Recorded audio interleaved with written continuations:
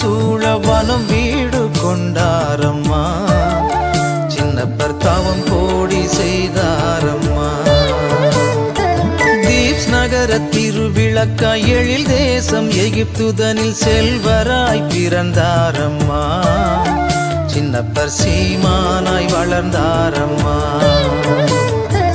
இளமையில் பெற்றோரை இழந்தாலும் இரவாமல் இறைமையில் இணைந்தாரம்மா.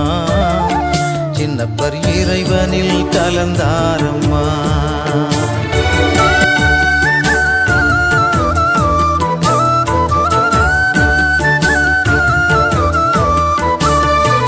உடுத்திட ஈச்சையிலை உண்டிட ஈச்சங்கனி உறங்கிட குகைதானம்மா. சின்னப்பர் உபவாசம் இருந்தாரம்மா. கடவுளன்றி வேறாரும் காணாத கடுந்தவத்தால் கனிவுள்ள வடிவாகினார். சின்னப்பர் கருணையின் களமாகினார்.